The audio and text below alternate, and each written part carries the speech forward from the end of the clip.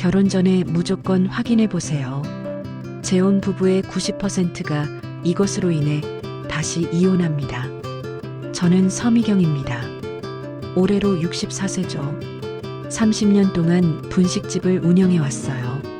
연말이 지나고 새해가 밝았을 때 저는 가게 벽에 걸린 낡은 달력을 떼어냈습니다.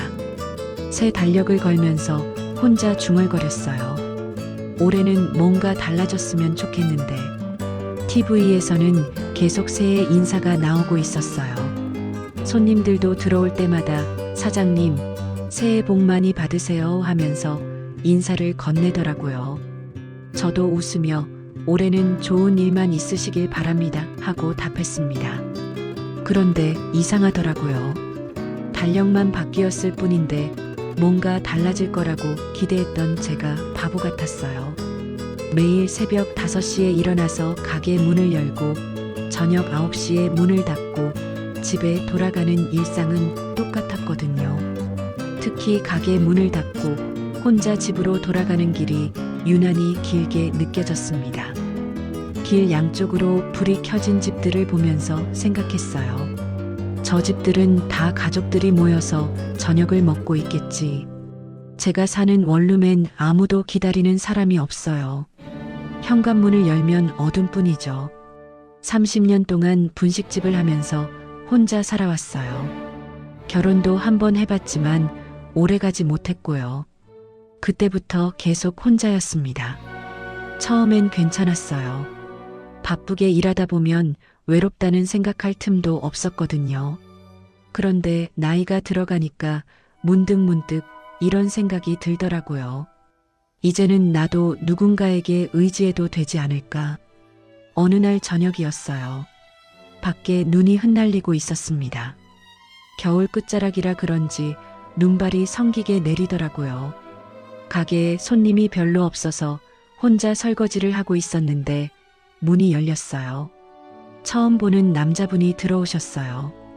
외투에 눈이 조금 묻어 있었죠. 말없이 외투를 벗어서 의자 등받이에 걸고는 조용히 자리에 앉더라고요. 뭘 드릴까요 하고 물으니까 라면 하나만 주세요 하고 대답했습니다. 목소리가 차분했어요. 라면을 끓여서 가져다 드렸죠. 그분은 말없이 드시더라고요. 핸드폰을 보는 것도 아니고 그냥 조용히 라면만 드셨어요. 가게가 한산해질 무렵이었는데 제가 바닥에 떨어진 젓가락을 주우려다가 그만 휘청했어요.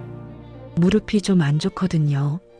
그때 그분이 벌떡 일어나서 제 팔을 붙잡아 주셨어요. 괜찮으세요 하면서요.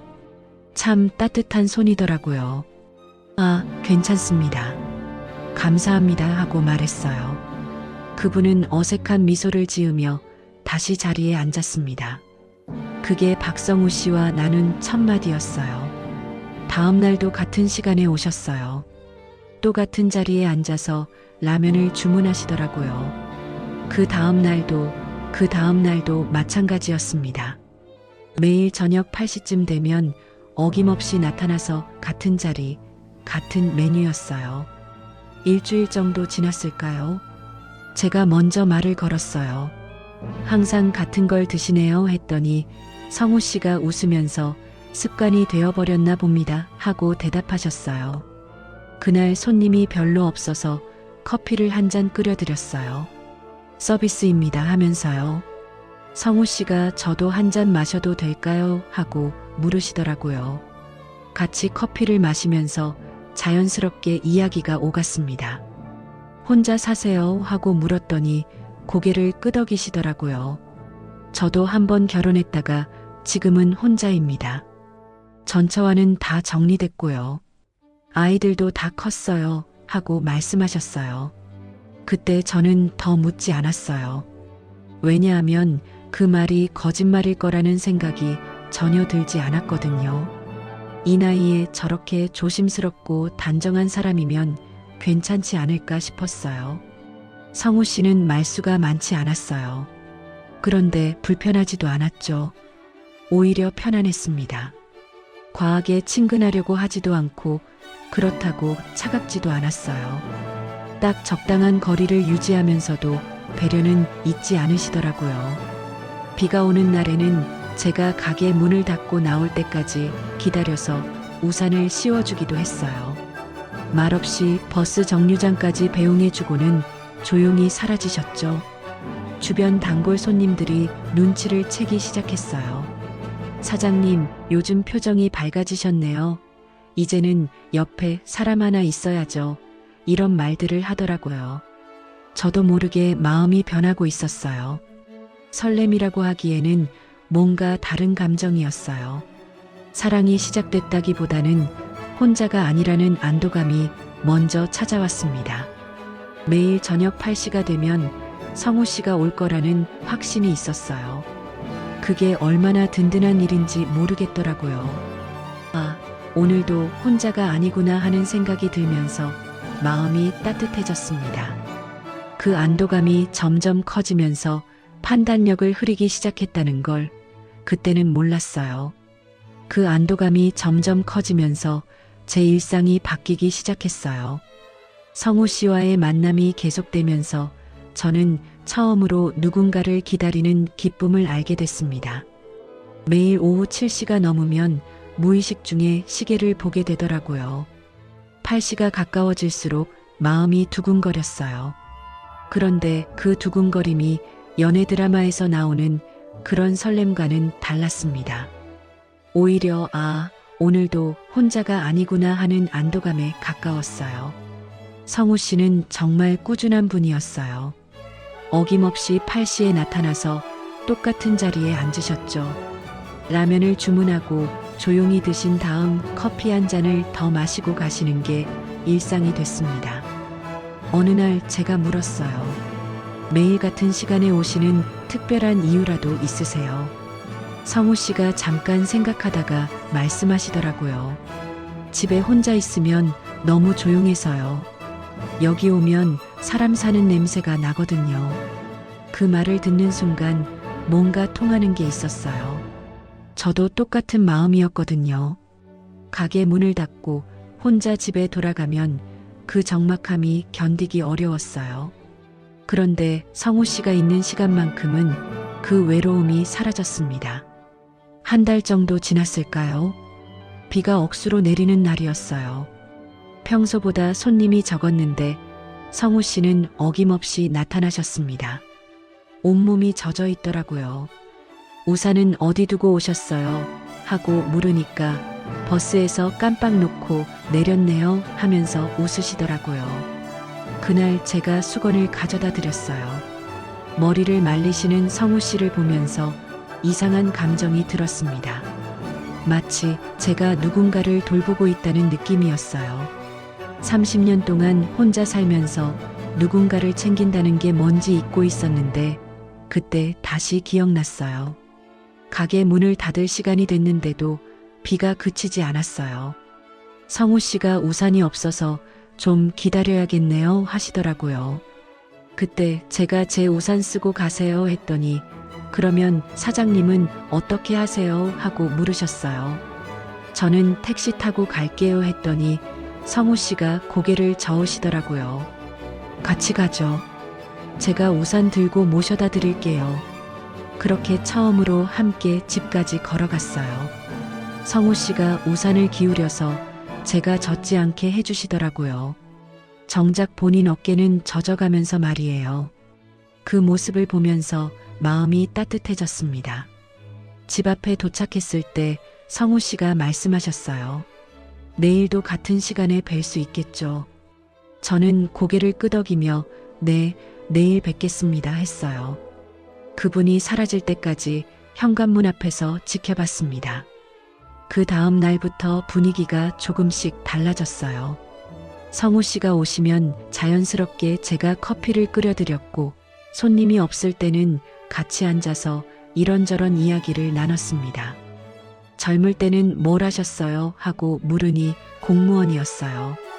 35년 하고 작년에 퇴직했습니다 하시더라고요. 그럼 연금 받으시겠네요. 네, 그럭저럭 살만해요. 성우 씨는 자신에 대한 이야기를 많이 하지 않으셨어요. 물어보면 대답은 하시지만 먼저 털어놓지는 않았죠. 그런데 이상하게 그게 불편하지 않았어요. 오히려 안정감을 줬습니다. 단골 손님들이 눈치를 채기 시작했어요. 영자 씨가 제일 먼저 알아챘죠. 사장님, 요즘 표정이 많이 밝아지셨어요. 뭔 좋은 일 있으세요? 저는 그냥 웃고 넘어갔는데 영자 씨가 계속 눈을 깜빡이더라고요. 며칠 후 영자 씨가 성우 씨와 제가 함께 이야기하는 모습을 봤나 봐요. 아, 사장님한테 남자친구 생겼구나 하면서 키득거리더라고요. 아니에요. 그냥 단골 손님이에요 했는데 에이, 뭘 그러세요. 사장님도 이제는 옆에 사람 하나 있어야죠. 영자 씨뿐만 아니라 다른 단골들도 비슷한 말을 했어요. 사장님 나이에 혼자 있기 외롭잖아요. 저분 괜찮아 보이는데요. 점잖하시고. 처음엔 민망했는데 자꾸 듣다 보니까 그런가 싶더라고요. 성우 씨는 정말 다정했어요. 과하지도 않고 부족하지도 않았습니다. 제가 무거운 걸 들고 있으면 자연스럽게 도와주시고 제가 피곤해 보이면 오늘 힘드셨나 봐요 하면서 걱정해 주셨어요. 어느 날은 제가 감기에 걸려서 목소리가 쉬었는데 성우 씨가 약국에서 목캔디를 사다 주시더라고요. 많이 아프세요 하면서 걱정스러운 표정을 지으시는 게 참 고마웠어요. 그런 일들이 쌓이면서 저는 점점 성우 씨에게 마음을 열게 됐습니다. 하지만 그 감정이 사랑인지는 확실하지 않았어요.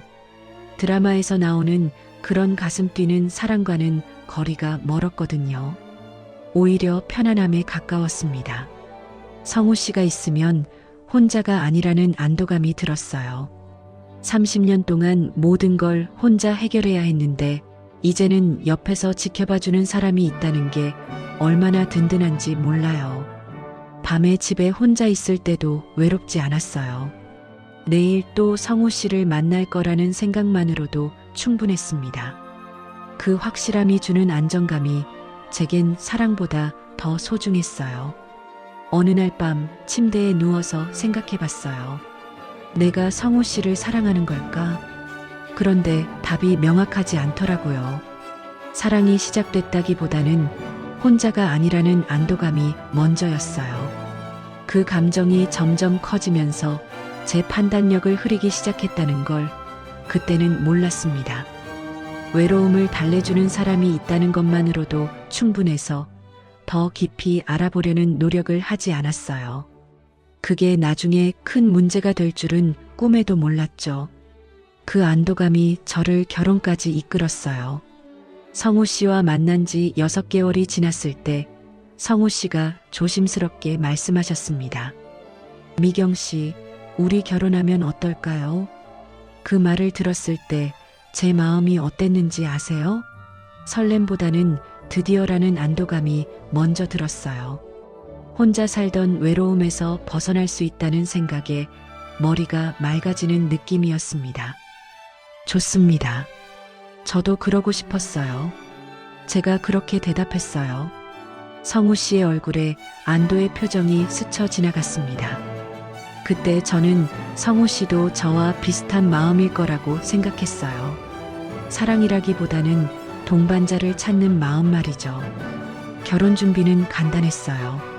나이도 나이고 둘 다 재혼이라서 화려하게 할 생각도 없었습니다. 가족관계 증명서를 떼고 혼인신고를 하는 것으로 끝이었어요. 성우 씨의 자녀들은 아버지가 재혼한다는 걸 알고 있다고 하시더라고요. 아이들 반응은 어때요? 하고 물었더니 처음엔 좀 당황했지만 이해한다고 해요 하시더라고요. 저는 그 말을 믿었습니다. 의심할 이유가 없었거든요. 결혼 후 성우 씨는 제 집으로 이사를 왔어요. 30년 동안 혼자 살던 공간에 다른 사람이 들어오니까 처음엔 어색했습니다. 하지만 나쁘지 않았어요. 집에 돌아오면 불이 켜져 있고 어서 오세요 하고 맞아주는 사람이 있다는 게 참 좋았습니다. 성우 씨는 집안일도 잘 도와주셨어요. 설거지도 해주시고 청소도 함께 하셨죠. 저녁에는 함께 TV를 보면서 하루 있었던 일들을 이야기하기도 했어요. 오늘 가게에 새 손님이 왔어요. 그래요? 어떤 분이에요? 이런 소소한 대화들이 제겐 큰 위안이 됐습니다. 처음 한 달은 정말 좋았어요. 드디어 제대로 된 가정을 꾸린 기분이었습니다. 아침에 일어나면 성우 씨가 이미 일어나서 커피를 끓여 놓으시더라고요. 잘 주무셨어요? 하면서 따뜻한 커피 한 잔을 건네주시는 그 순간이 하루 중 가장 행복한 시간이었어요. 가게 일도 예전보다 수월해졌습니다. 집에 돌아갈 사람이 있다는 생각에 일이 끝나는 시간이 기다려졌거든요. 단골 손님들도 제 표정이 많이 밝아졌다고 하더라고요. 영자 씨는 역시 사람은 혼자 살면 안 되나 봐요. 사장님 완전 달라지셨어요 하면서 부러워했어요. 그런데 결혼한 지 2달째부터 조금씩 이상한 일들이 생기기 시작했어요. 성우 씨가 갑자기 외출을 하시는 일이 잦아졌습니다. 처음엔 아이 문제 때문에 잠깐 나가야겠어요 하시더라고요. 저는 당연히 이해했어요. 자녀들이 있으면 가끔씩 일이 있을 수 있잖아요. 네, 다녀오세요 하고 보냈습니다. 그런데 일주일에 한 번이던 외출이 일주일에 2번, 3번으로 늘어나더라고요. 항상 같은 이유였어요. 아이 문제 때문에. 그리고 나가시면 보통 서너 시간은 걸렸습니다. 어느 날 저녁 8시쯤 급하게 나가시더라고요. 큰아이가 갑자기 급한 일이 생겼대요. 하면서 재킷을 입으시는 성우 씨를 보면서 뭔가 이상하다는 생각이 들었어요.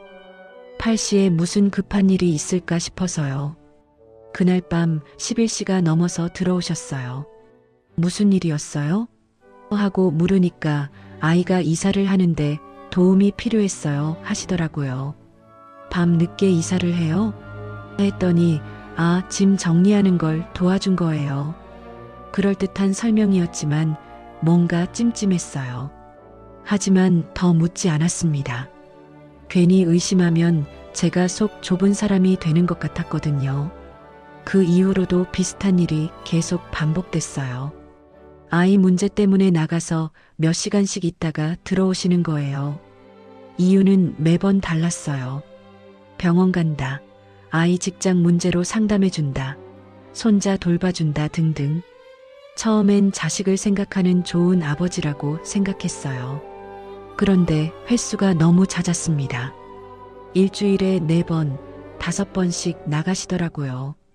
그러면 저는 결혼 전과 다름없이 혼자 집에 있게 되는 거예요. 어느 날 용기를 내서 물어봤어요. 요즘 아이들 일이 많나 봐요. 성우 씨가 잠깐 표정이 굳어지시더니 네, 좀 그렇네요. 미안해요 하시더라고요. 아니에요. 자식 챙기는 건 당연하죠. 저는 그렇게 말했지만 속으로는 점점 불편해지고 있었어요. 결혼 전엔 아이들 문제로 이렇게 바쁘다는 말씀을 안 하셨거든요. 다 정리됐다고 하셨는데 정리된 게 맞나 싶었습니다. 그런데 더 이상한 건 성우 씨가 나가실 때 핸드폰을 꺼두시는 경우가 많았다는 거예요. 급한 일이 있어서 연락하려고 해도 현재 전화를 받을 수 없습니다 하는 안내 멘트만 나왔어요. 한 번은 정말 급한 일이 있었어요. 가게에서 가스 냄새가 나서 연락을 드렸는데 계속 전화가 안 되더라고요. 결국 혼자 가스회사에 신고해서 해결했습니다. 그날 밤늦게 들어오신 성우 씨에게 연락이 안 됐어요 했더니 미안해요. 핸드폰 배터리가 나갔나 봐요.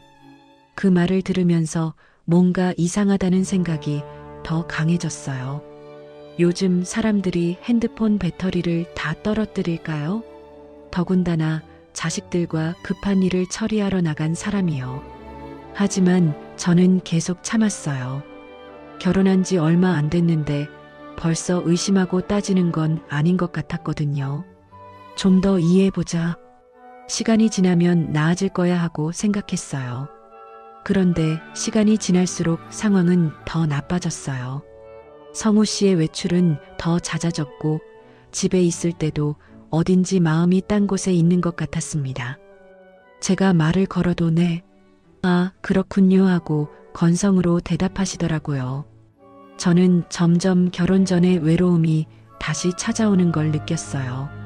성우 씨가 옆에 있어도 혼자인 것 같은 기분이었습니다.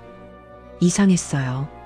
분명히 같은 집에 살고 있는데 왜 더 외로워지는 걸까요? 그래도 저는 묻지 않았어요.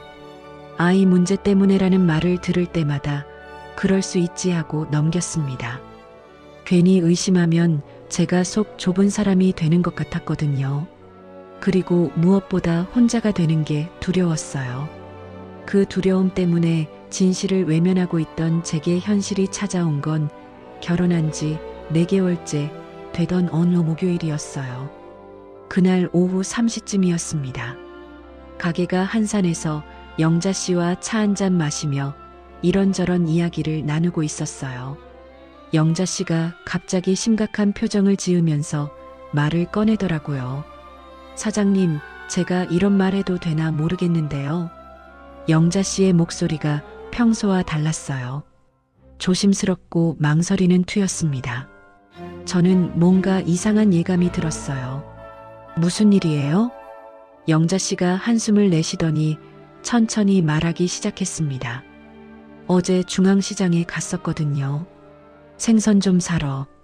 그런데 거기서 성우 씨를 봤어요. 저는 별로 놀라지 않았어요. 성우 씨도 가끔 시장에 장을 보러 가시거든요. 아, 그래서요? 그런데 영자 씨 표정이 점점 어두워지더라고요. 혼자 온 게 아니었어요. 여자분하고 같이 있었어요. 그리고 영자 씨가 말을 멈추고 제 눈치를 살피더라고요. 그리고 뭐요? 제 목소리가 떨리기 시작했어요. 가슴이 두근거렸습니다.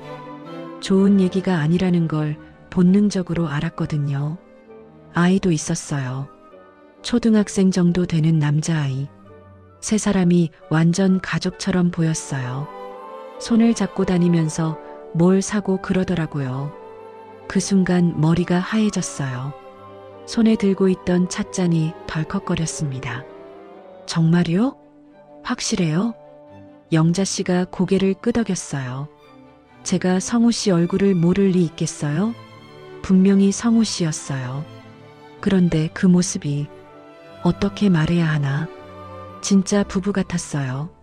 자연스럽게 대화도 하고 아이 손도 잡고. 어디서 봤어요? 저는 떨리는 목소리로 물었습니다. 수산물 코너에서요. 생선 고르면서 여자분이랑 뭔가 상의하더라고요. 아이는 옆에서 아빠, 이것도 사자 이러면서 아빠라고 불렀다는 말을 들었을 때 가슴이 먹먹해졌어요. 성우 씨는 분명히 아이들이 다 컸다고 했거든요. 그런데 초등학생이 아빠라고 부른다고요? 영자 씨가 계속 말했어요. 처음엔 제가 잘못 본 건가 싶었어요. 그런데 확실히 성우 씨가 맞더라고요. 제가 뒤따라가서 한 번 더 봤거든요. 뒤따라갔어요? 제 목소리가 더 떨렸습니다. 네, 궁금해서요. 그랬더니 주차장까지 같이 가더라고요. 한 차에 타고 갔어요. 성우 씨가 운전석에 앉고 여자분이 조수석, 아이가 뒤에 앉았어요. 저는 말문이 막혔어요. 뭐라고 대답해야 할지 모르겠더라고요. 머릿속이 복잡해졌습니다. 영자 씨가 조심스럽게 덧붙였어요. 사장님, 혹시 성우 씨가 전처랑 아직 연락하고 지낸다고 말씀하신 적 있어요? 아니요. 다 정리됐다고 했어요. 제 목소리가 작아졌어요. 그럼 저 여자분이 누구일까요? 그리고 그 아이는? 저는 대답할 수가 없었어요. 성우 씨는 분명히 전처와 다 끝났다고 했는데 아이들도 다 컸다고 했는데 이게 무슨 일인가 싶었습니다. 영자 씨가 미안한 표정으로 말했어요. 사장님, 제가 쓸데없는 소리 한 건 아니겠죠? 그런데 이걸 말해야 하나 말아야 하나 고민이 많았어요. 밤새 생각해 봤거든요. 아니에요. 말해줘서 고마워요. 저는 그렇게 말했지만 솔직히 듣고 싶지 않은 얘기였어요. 그날 저녁 성우 씨가 평소처럼 집에 들어왔어요. 오늘 하루 어떠셨어요? 하면서 웃는 모습이 예전과 똑같았습니다. 하지만 제 눈엔 다르게 보였어요. 저녁을 먹으면서 저는 계속 영자 씨 말이 머릿속을 맴돌았어요. 성우 씨가 오늘 밥이 왜 이렇게 맛없어요? 하고 물으시더라고요. 평소 같으면 소금을 덜 넣었나 봐요 하고 넘어갔을 텐데 그날은 달랐어요. 어제 어디 가셨어요? 제가 조심스럽게 물었습니다. 성우 씨가 젓가락을 놓고 저를 봤어요. 어제요? 집에 있었는데요. 오후에도요? 제가 다시 물었어요. 오후에 잠깐 나갔었죠. 아이 문제 때문에. 또 그 말이 나왔어요. 무슨 일이었어요? 이번엔 구체적으로 물어봤습니다. 성우 씨가 잠깐 머뭇거리더니 대답했어요. 큰아이가 이사하는 걸 도와줬어요. 그 순간 영자 씨가 본 장면이 떠올랐어요. 시장에서 가족처럼 장을 보는 모습, 아이가 아빠라고 부르는 모습. 저는 더 이상 참을 수가 없었어요. 성우 씨, 정말 궁금한 게 있어요. 제가 떨리는 목소리로 말했습니다. 뭐가 궁금하세요? 성우 씨의 표정이 약간 굳어졌어요. 어제 중앙시장에 가셨어요? 저는 직접적으로 물어봤습니다. 성우 씨의 얼굴이 확 굳어지더라고요. 몇 초 동안 아무 말도 하지 않았습니다. 그 침묵이 답이었어요. 누가 봤나 보네요. 성우 씨가 한숨을 내쉬며 말했어요. 그래서 정말 가신 거예요? 저는 확인하고 싶었어요. 네, 갔어요. 성우 씨가 고개를 끄덕였습니다. 하지만 오해하지 마세요. 오해요? 무슨 오해요? 제 목소리가 높아졌어요. 성우 씨가 급하게 설명하기 시작했어요. 전처하고 아이랑 같이 있었죠. 하지만 그럴 이유가 있었어요. 아이가 아픈데 병원을 어디로 가야 할지 모르겠다고 해서 같이 가준 거예요. 그럼 왜 말하지 않으셨어요? 제가 따졌습니다. 괜히 말하면 오해할까 봐서요. 정말 아무것도 아니에요. 그냥 책임을 다한 것뿐이에요. 책임을 다한 것뿐이라는 말을 들었을 때 뭔가 이상하다는 생각이 들었어요. 다 정리됐다면서 왜 아직도 책임을 져야 하는 거죠? 아이가 아팠으면 전처가 혼자 데려가면 되는 거 아니에요? 제가 물었어요. 그 사람 혼자서는 힘들어해요. 제가 도와주는 게 당연하죠. 성우 씨의 말을 들으면서 제 머릿속에 한 가지 생각이 스쳐 지나갔어요. 정리됐다는 말과 끝났다는 건 다른 거구나. 성우 씨, 처음에 전처랑 다 정리됐다고 하셨잖아요. 제가 차분하게 말했어요. 정리됐다는 건 이혼했다는 뜻이에요. 하지만 아이가 있으니까 완전히 끊을 수는 없죠. 그 말을 듣는 순간 뭔가 속은 기분이 들었어요. 정리됐다는 건 관계가 끝났다는 뜻으로 알아들었는데 성우 씨에게는 단순히 법적으로만 이혼했다는 뜻이었던 거예요. 그럼 앞으로도 계속 만나실 거예요? 제가 물었습니다. 아이 때문에 어쩔 수 없이 만날 일이 있을 거예요. 하지만 다른 건 아니에요. 다른 건 아니라고 하지만 영자 씨가 본 모습은 딱 봐도 평범한 가족이었어요. 그렇게 자연스럽고 편안해 보일 수가 있는 건가요? 그날 밤 저는 잠을 이룰 수가 없었어요. 성우 씨는 옆에서 아무렇지도 않게 코를 골고 있었지만 제 머릿속은 온통 복잡했습니다. 결혼 전에 성우 씨가 한 말들이 하나씩 떠올랐어요. 전처와는 다 정리됐고 아이들도 다 컸어요. 그런데 현실은 달랐어요. 아직도 전처와 연락하고 지내고 아이는 초등학생이었고 병원에 같이 데려가 줄 만큼 가깝게 지내고 있었던 거예요. 저는 그때 깨달았어요. 제가 믿고 싶었던 것과 현실 사이에는 큰 차이가 있다는 걸. 정리됐다는 말과 정말로 끝났다는 건 전혀 다른 이야기라는 걸 말이에요. 그 깨달음 이후로 저는 성우 씨를 다른 눈으로 보게 됐어요. 예전엔 그냥 넘어갔던 일들이 이제는 다르게 느껴졌습니다. 며칠 뒤 성우 씨가 또 나간다고 하시더라고요. 아이가 학용품을 사야 한다는데 같이 가달라고 해서요. 이번에는 그냥 넘어가지 않았어요. 왜 전처가 혼자 못 사요? 제가 물었습니다. 성우 씨가 잠깐 당황하는 표정을 지으시더니 그 사람이 뭘 사야 할지 모른다고 하네요 하고 대답하셨어요. 그 말을 듣고 정말 어이가 없었어요. 초등학생 학용품을 못 사서 전 남편을 불러낸다고요? 성우 씨, 이상하지 않아요? 아이 엄마가 학용품 정도 못 살 이유가 뭐가 있어요? 제가 따져 물었어요. 미경 씨, 너무 예민하게 생각하지 마세요. 그냥 도움을 요청한 거예요. 성우 씨의 목소리에 짜증이 섞여 있었어요. 그때부터 저희 사이에 기류가 이상해지기 시작했어요. 성우 씨는 계속 나가시고 저는 계속 불편해하고 악순환이 반복됐습니다. 한 달쯤 지났을 때 더 큰 문제가 터졌어요. 성우 씨가 갑자기 생활비 이야기를 꺼내신 거예요. 미경 씨, 앞으로 생활비를 좀 조정해야 할 것 같아요. 어느 날 저녁 성우 씨가 조심스럽게 말을 꺼냈어요. 조정이요? 무슨 뜻이에요? 저는 의아했어요. 지금까지는 각자 자기 돈으로 생활하고 공통 비용만 반반씩 부담하기로 했었거든요. 아이 양육비를 좀 올려줘야 할 것 같아서요. 학원비도 오르고 이것저것 들어갈 돈이 많아졌대요. 그 말을 듣는 순간 머리가 띵했어요. 결혼할 때는 아이들이 다 컸다고 해놓고 이제 와서 양육비를 올려준다고요? 성우 씨, 처음에 아이들 다 컸다고 하지 않으셨어요? 제가 따져 물었어요. 큰애들은 다 컸죠. 근데 막내가 아직 어려서요. 성우 씨가 머뭇거리며 대답했어요. 막내라는 말을 처음 들었어요. 성우 씨는 지금까지 자녀 이야기를 구체적으로 한 적이 없었거든요. 막내가 몇 살이에요? 11살이요.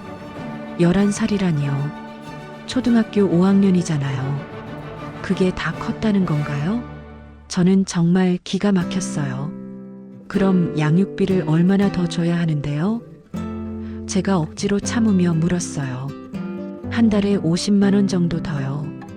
50만 원이라는 말을 듣는 순간 화가 치밀어 올랐어요. 저희 생활비가 한 달에 100만 원 정도 되는데 그 절반을 전처에게 더 줘야 한다는 거였어요. 그럼 저희 생활비는 어떻게 해요? 제가 물었습니다. 미경 씨가 조금만 더 부담해 주시면 될 것 같은데요. 분식집 수입도 괜찮잖아요. 그 말을 듣는 순간 정말 어이가 없었어요. 자기 전처 자식 양육비를 제가 더 부담하라는 소리였거든요. 성우 씨, 그건 좀 아닌 것 같은데요. 제가 왜 전처 자식 양육비를 부담해야 해요? 제가 목소리를 높였어요. 미경 씨, 그렇게 말하면 안 되죠. 이제 우리는 가족이잖아요. 내 아이도 미경 씨 아이라고 생각해야죠. 가족이라는 말을 들으니까 더 기분이 나빴어요. 가족이면 처음부터 솔직하게 말했어야 하는 거 아닌가요? 아이가 11살이라는 것도 계속 양육비를 줘야 한다는 것도 미리 말했어야죠. 성우 씨가 먼저 속이셨잖아요. 아이들 다 컸다고 해놓고 제가 따져 물었어요.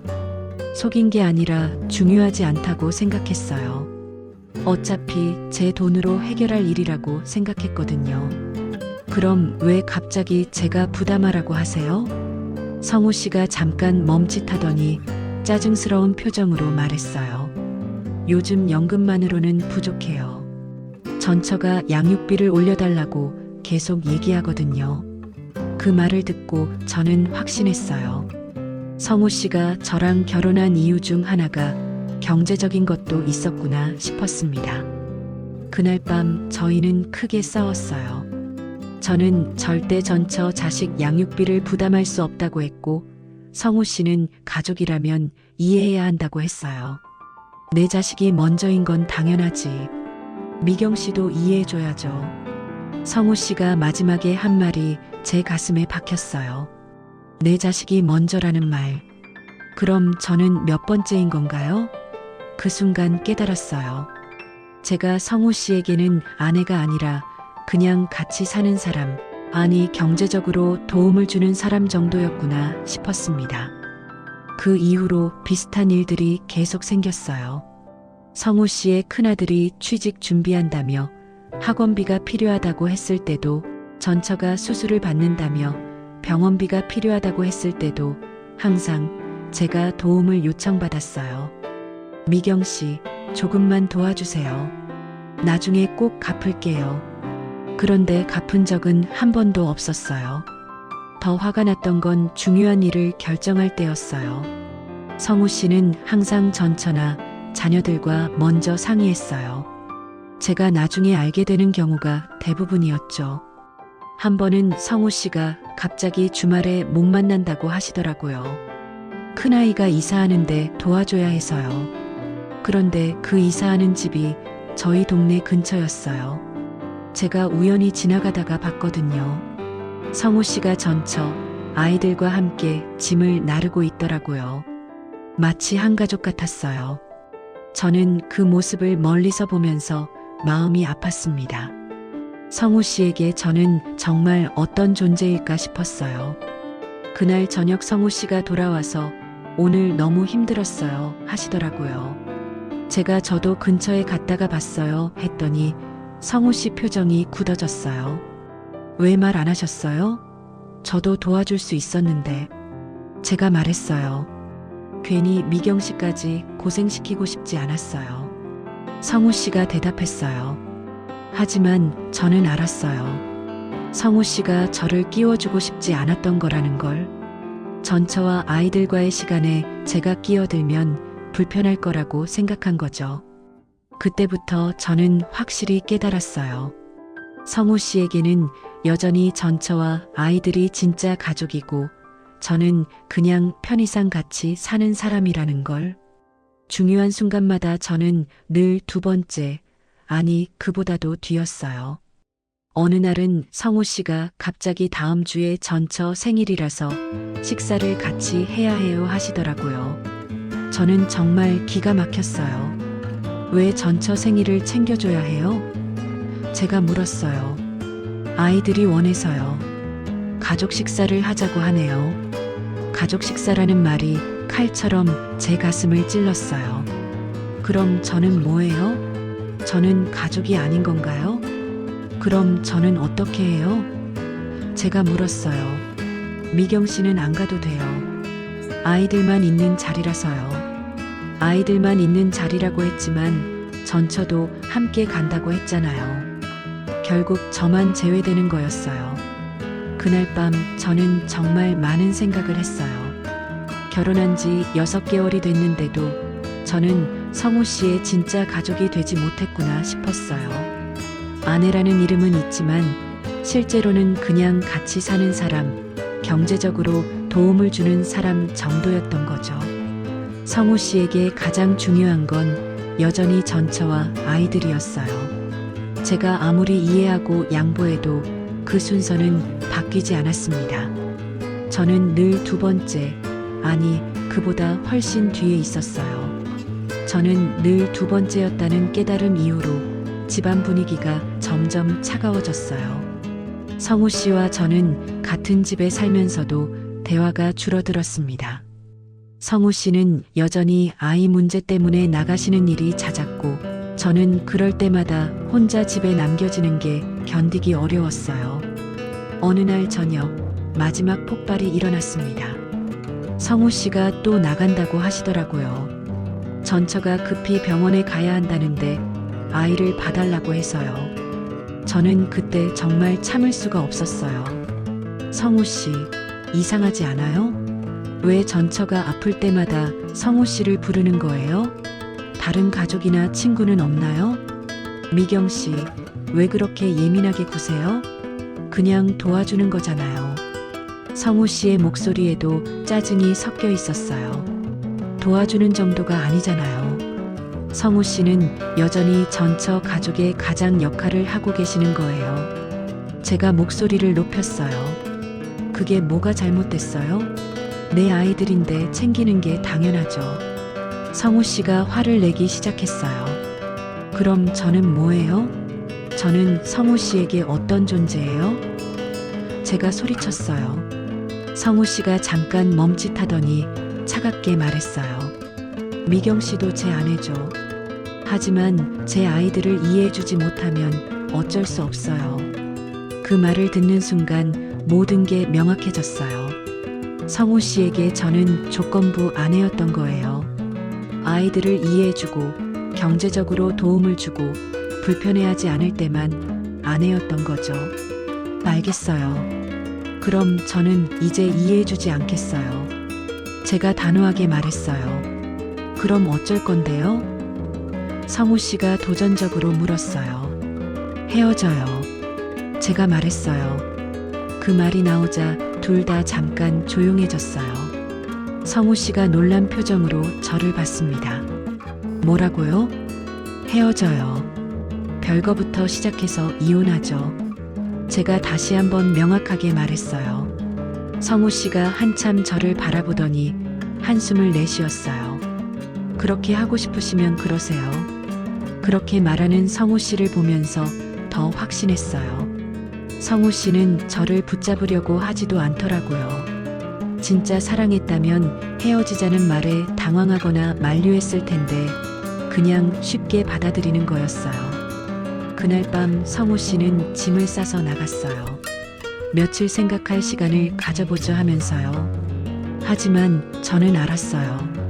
성우 씨가 전천에 집으로 갔을 거라는 걸, 그리고 다시 예전처럼 그 가족의 일원이 됐을 거라는 걸 말이에요. 혼자 남은 집은 이상하게 조용했어요.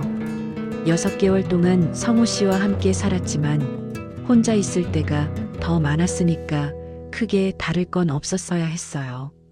그런데 왜인지 더 쓸쓸했습니다. 첫 번째 밤에는 울었어요. 결혼이 이렇게 끝나는 게 억울하고 분했어요.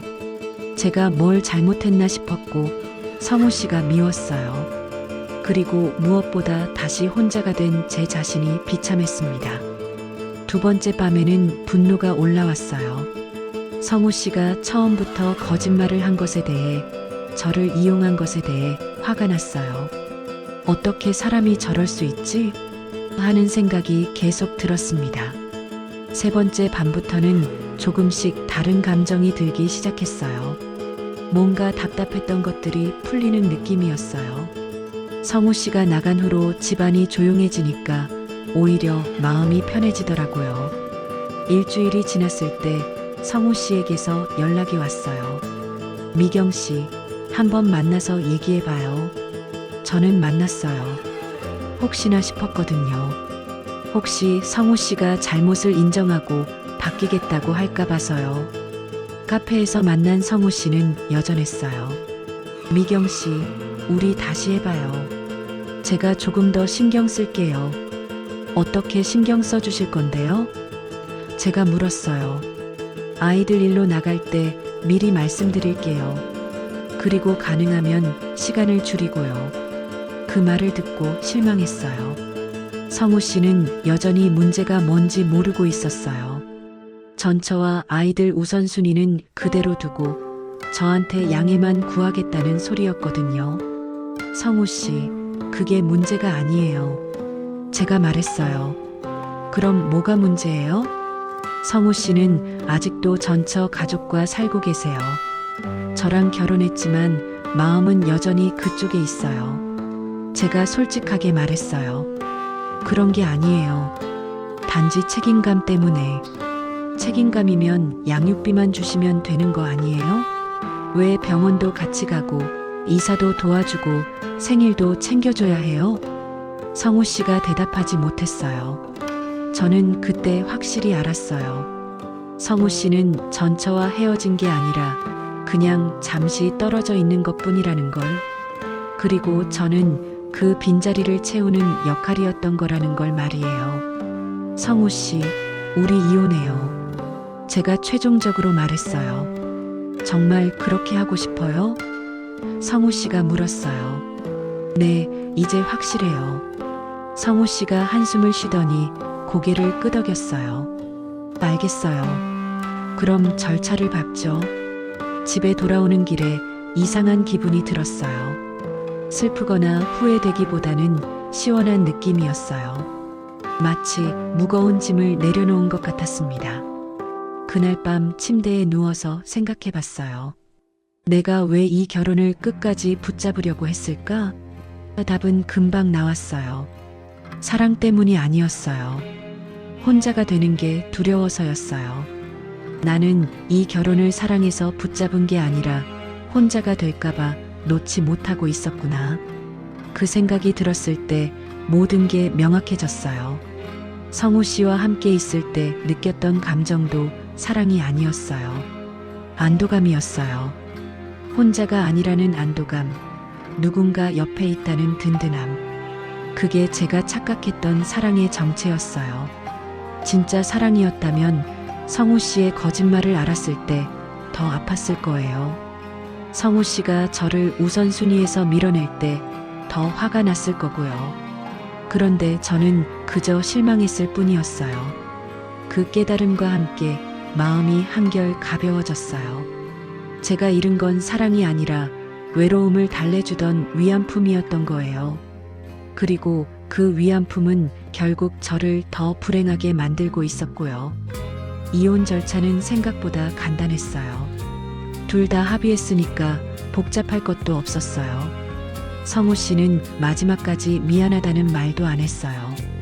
아마 본인은 잘못한 게 없다고 생각했나 봐요. 혼인신고를 할 때와 똑같은 동사무소에서 이혼신고를 했어요. 서류에 도장을 찍는데 이상하게 후련했어요. 드디어 끝났다는 생각이 들었습니다. 성우 씨와 헤어질 때 마지막으로 한 말이 있어요. 건강하게 지내세요. 그게 전부였어요. 6개월 동안 결혼 생활을 했는데 마지막 인사가 그게 전부라니 참 허무했어요. 하지만 저는 후회하지 않았어요. 오히려 다행이라는 생각이 들었어요. 더 늦기 전에 깨달았으니까요. 혼자가 되는 게 두려워서 잘못된 사람과 함께 있는 것보다는 혼자라도 제대로 사는 게 낫다는 걸 말이에요. 그날 밤 집에 돌아와서 저는 정말 혼자가 됐어요.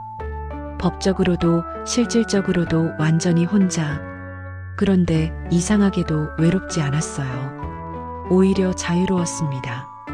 그날 밤 집에 돌아와서 정말 혼자가 됐다는 걸 실감했어요. 성우 씨의 흔적들을 하나씩 치우면서 이상한 기분이 들었습니다. 슬프기보다는 오히려 후련했어요.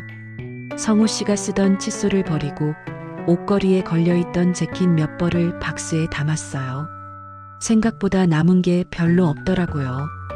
6개월을 함께 살았는데도 성우 씨는 이 집에 진짜로 정착하지 않았던 것 같았어요. 마음뿐만 아니라 물건도 마찬가지였나 봅니다. 마지막으로 성우 씨가 즐겨 앉던 소파 쿠션을 정리하면서 문득 생각했어요. 이제 정말 끝이구나. 그런데 그 생각과 함께 찾아온 건 외로움이 아니라 안도감이었어요. 첫 주는 확실히 어색했어요. 저녁에 집에 들어오면 불이 꺼져 있는 게 당연한 건데도 괜히 서글퍼지더라고요. 혼자 밥을 먹는 것도 다시 익숙해져야 했고요. 오늘 하루 어떠셨어요? 하고 물어볼 사람도 잘 주무세요 하고 인사할 사람도 없었어요.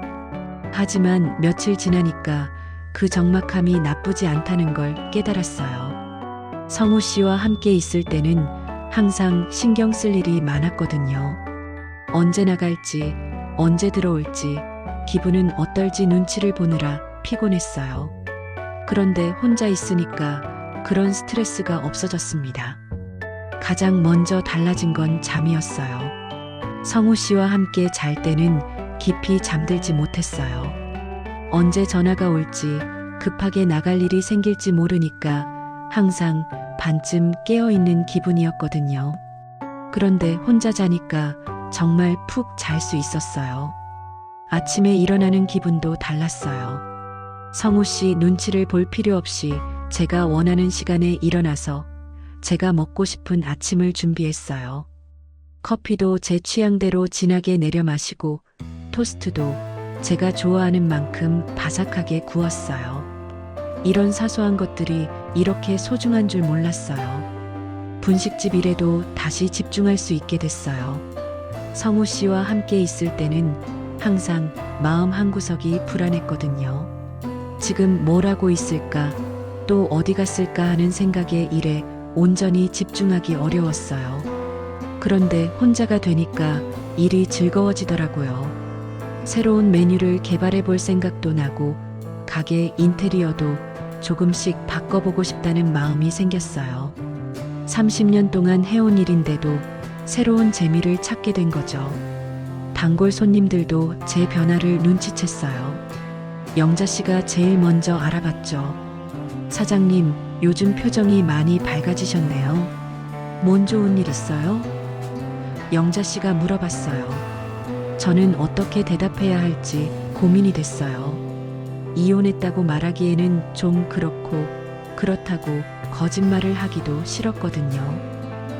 그냥 요즘 마음이 편해져서요.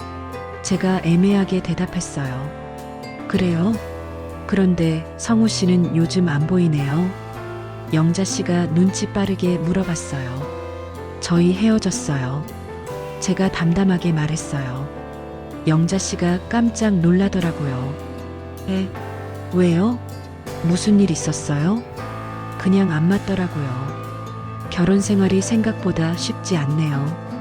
저는 자세한 얘기는 하고 싶지 않았어요. 영자 씨가 걱정스러운 표정으로 말했어요. 사장님, 괜찮아요? 혼자 있으면 외롭지 않아요? 처음엔 좀 그랬는데 지금은 괜찮아요. 오히려 편해요. 제가 솔직하게 말했어요. 정말요? 전 혼자 있으면 죽을 것 같던데. 영자 씨가 신기하다는 표정으로 말했어요. 저도 예전엔 그렇게 생각했어요. 혼자 있으면 견디기 어려울 거라고. 그런데 막상 혼자가 되니까 생각과 달랐어요. 물론 가끔 외로울 때도 있었지만 그보다는 자유로움이 더 컸어요. 이혼하고 한 달쯤 지났을 때 정말 큰 변화를 느꼈어요. 제 시간이 온전히 제 것이 됐다는 기분이었어요. 성우 씨와 함께 있을 때는 항상 그분 일정에 맞춰야 했거든요. 언제 나갈지 모르니까 제 계획을 세우기가 어려웠어요. 그런데 이제는 달랐어요. 주말에 뭘 할지, 저녁에 뭘 할지 온전히 제가 정할 수 있었어요. 가게 문을 닫고 영화를 보러 가기도 하고 오랜만에 친구들과 만나기도 했어요. 특히 친구들과 만났을 때 느낀 변화가 컸어요. 성우 씨와 함께 있을 때는 친구들과 만나는 것도 조심스러웠거든요. 혹시 성우 씨가 급하게 연락할 일이 생기면 어쩌나 싶어서 마음 편히 만날 수가 없었어요.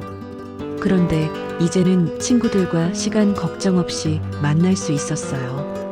오랜만에 속 시원하게 웃기도 하고 제 이야기도 마음껏 할 수 있었고요. 친구들도 제 변화를 눈치챘어요. 미경아, 너 뭔가 달라졌다. 훨씬 편해 보여. 친구가 그런 말을 했을 때 정말 기분이 좋았어요. 가게 운영에도 새로운 아이디어가 계속 떠올랐어요. 성우 씨와 함께 있을 때는 마음이 복잡해서 그런 생각을 할 여유가 없었거든요. 그런데 마음이 편해지니까 창의적인 생각들이 자연스럽게 나오더라고요. 새로운 반찬을 개발해서 메뉴에 추가하기도 하고 단골 손님들과 더 친근하게 대화하기도 했어요. 예전에는 성우 씨 걱정 때문에 마음이 딴 곳에 있었는데 이제는 손님들과의 대화도 즐길 수 있었어요. 어느 날은 새로운 젊은 손님이 와서 사장님, 김치찌개 정말 맛있어요 하고 칭찬해 주더라고요. 그런 말을 들으면 예전 같았으면 대충 감사합니다 하고 넘어갔을 텐데 그날은 정말 기분이 좋아서 어떤 부분이 맛있었는지 더 자세히 말해보세요 하고 물어봤어요. 그 손님과 음식에 대해 이야기하면서 정말 즐거웠어요. 30년 동안 요리를 해왔지만 이렇게 음식 이야기를 재미있게 나눈 건 오랜만이었거든요. 집에서도 제 취향대로 꾸미기 시작했어요. 성우 씨와 함께 있을 때는 혹시 성우 씨가 불편해할까봐 함부로 바꾸지 못했거든요. 그런데 이제는 제가 좋아하는 색깔의 커튼으로 바꾸고 제가 좋아하는 향의 디퓨저도 놓고 벽에 제가 좋아하는 그림도 걸었어요. 작은 변화들이었지만 집이 정말 제 공간이 됐다는 느낌이 들었어요. 성우 씨와 함께 있을 때는 우리 집이 아니라 그냥 같이 사는 집이라는 느낌이었거든요. 밤에 책을 읽는 시간도 늘어났어요. 성우 씨와 함께 있을 때는 혹시 성우 씨가 말을 걸까봐, 혹시 전화가 올까봐 집중해서 책을 읽기 어려웠어요. 그런데 이제는 아무도 방해할 사람이 없으니까 마음껏 책에 빠져들 수 있었어요. 요리하는 시간도 즐거워졌어요. 성우 씨는 음식에 별로 관심이 없어서 대충 만들어도 맛있어요 하고 넘어갔거든요. 그런데 이제는 저 혼자 먹을 음식이니까 정성껏 만들게 되더라고요. 제가 좋아하는 음식을 제 입맛에 맞게 만들어 먹는 기쁨을 다시 찾았어요. 이혼하고 2달쯤 지났을 때 확실히 깨달았어요. 혼자가 되자 정말 숨이 트였다는 걸. 성우 씨와 함께 있을 때는 항상 뭔가에 눌려있는 기분이었는데 이제는 그 무게가 사라진 거예요. 가장 큰 변화는 제 자신을 다시 찾았다는 거였어요. 성우 씨와 함께 있을 때는 성우 씨에게 맞추려고 노력하다 보니 제가 진짜 누구인지 잊고 있었거든요. 그런데 혼자가 되니까 제 본래 모습으로 돌아갈 수 있었어요. 아침에 일어나면 기분이 좋았어요. 오늘 하루를 제 마음대로 계획할 수 있다는 생각에 설레기도 했고요. 이런 감정을 느끼는 게 정말 오랜만이었어요. 물론 가끔 외로울 때도 있었어요. 특히 저녁에 가게 문을 닫고 혼자 집에 들어올 때는 그런 기분이 들었죠. 하지만 그 외로움도 예전과는 달랐어요. 무겁고 답답한 외로움이 아니라 담담하고 받아들일 만한 외로움이었어요. 그리고 무엇보다 혼자 있어도 괜찮다는 확신이 생겼어요. 누군가와 함께 있지 않아도 충분히 행복할 수 있다는 걸 깨달았거든요. 이런 마음의 변화가 가장 큰 수확이었어요. 혼자여도 괜찮다는 확신을 얻게 된 후로 저는 제 인생을 다시 돌아보게 됐어요. 성우 씨와의 결혼 실패가 단순히 운이 나빴던 게 아니라는 걸 깨달았거든요. 이혼하고 6개월쯤 지났을 때 영자 씨가 또 중매를 제안했어요. 사장님, 괜찮은 분 있는데 한번 만나볼래요? 이번엔 정말 괜찮은 분이에요. 예전 같으면 혹시나 싶어서 만났을 거예요. 혼자 있는 게 견디기 어려우니까요. 그런데 이번엔 달랐어요. 영자 씨, 고마운데 아직은 괜찮아요. 제가 정중하게 거절했어요. 왜요? 혼자 있으면 외롭잖아요. 영자 씨가 이해할 수 없다는 표정으로 물었어요. 외롭긴 한데 잘못된 사람과 함께 있는 것보다는 혼자가 나아요. 제가 솔직하게 말했어요. 영자 씨가 신기하다는 듯이 저를 봤어요. 사장님, 정말 많이 변하셨네요. 예전엔 혼자 있는 걸 그렇게 싫어하셨는데. 맞는 말이었어요. 예전에 저는 혼자 있는 걸 견디지 못했거든요. 그래서 성우 씨와의 관계에서도 많은 문제를 보면서도 참고 넘어갔던 거고요. 그날 밤 집에서 곰곰이 생각해 봤어요. 제가 성우 씨와 결혼할 때 정말 확인했어야 할 것들이 뭐였을까 하고요. 첫 번째는 성우 씨의 말이 진실인지 확인하는 거였어요. 전처와 다 정리됐다. 아이들도 다 컸다는 말을 그냥 믿었거든요. 확인해 보려고 하지도 않았어요. 혼자가 되기 싫어서 믿고 싶었던 거죠. 두 번째는 성우 씨의 우선순위를 파악하는 거였어요. 성우 씨에게 가장 중요한 게 뭔지, 제가 그 우선순위에서 몇 번째인지 미리 알았어야 했어요. 그런데 저는 그런 건 확인하지도 않고 결혼했어요. 세 번째는 성우 씨가 정말로 새로운 관계를 시작할 준비가 됐는지 보는 거였어요. 과거와 완전히 정리하고 새 출발할 마음이 있는지 말이에요. 성우 씨는 그런 준비가 전혀 안 돼 있었는데도 저는 몰랐어요. 생각해보니 이 모든 게 제가 확인하지 않았기 때문이었어요. 아니, 확인하려고 하지 않았다는 게 더 정확한 표현이겠네요. 확인하면 불편한 진실을 알게 될까봐 일부러 눈을 감았던 거죠. 며칠 뒤 영자 씨가 또 가게에 왔어요. 다른 단골 손님과 함께 와서 재혼 얘기를 하더라고요. 요즘 재혼하는 사람들이 많은데 또 이혼하는 경우가 더 많대요. 영자 씨가 말했어요. 맞아요. 우리 동네 아는 분도 재혼했다가 1년 만에 또 이혼했어요. 다른 손님이 맞장구 쳤어요. 그 대화를 들으면서 문득 생각이 들었어요. 재혼 부부들이 왜 이렇게 많이 이혼할까요? 저처럼 제대로 확인하지 않고 결혼하기 때문이 아닐까 싶었어요. 그 생각을 하면서 제가 겪었던 일들을 다시 정리해 봤어요. 성우 씨와 제가 실패한 이유는 명확했어요.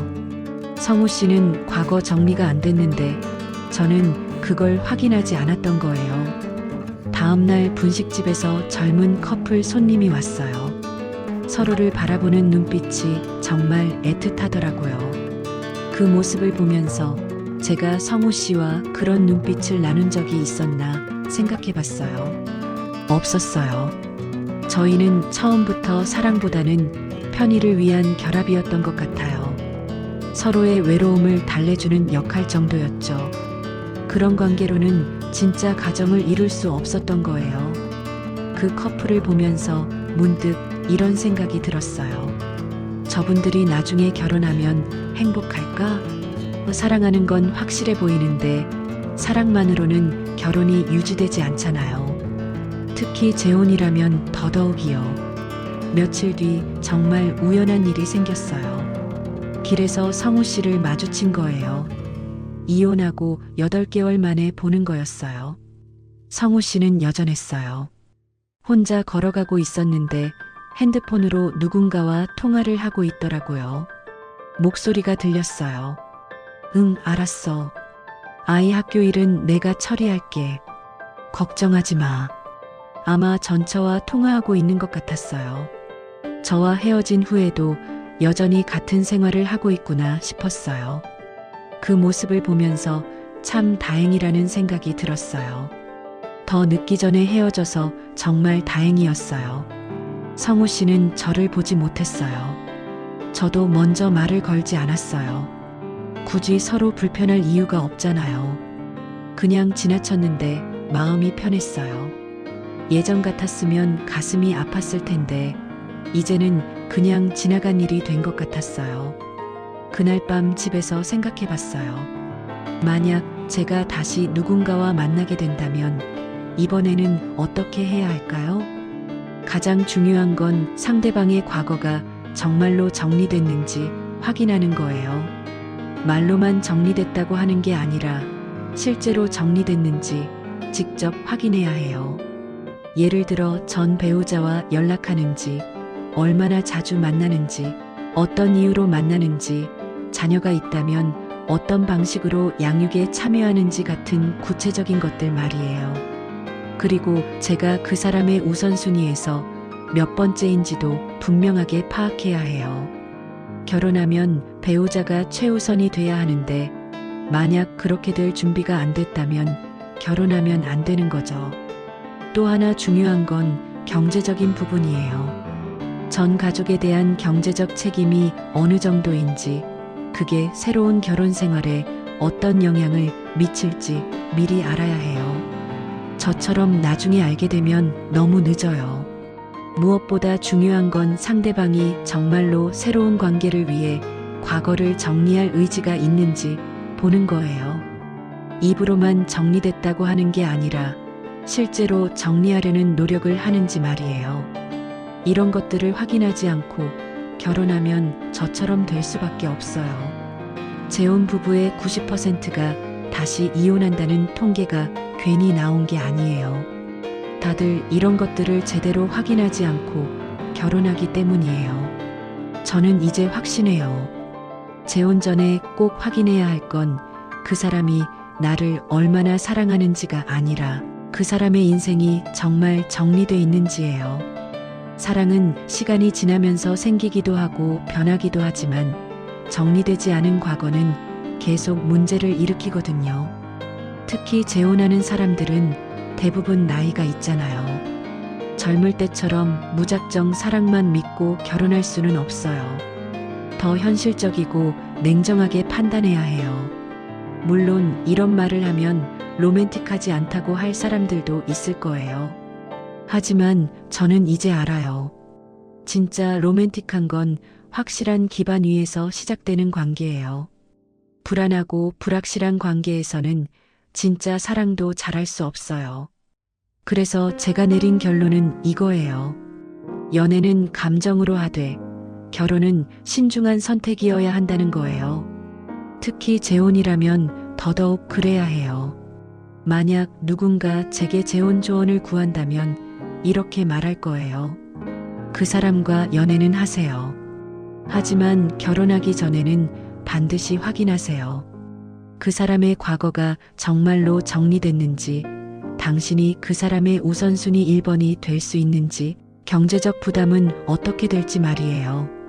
이런 것들을 확인하지 않고 결혼하면 재혼 부부의 90%처럼 다시 이혼하게 돼요.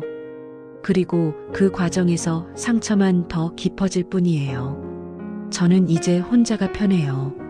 누군가를 만나게 된다면 천천히 알아갈 거예요.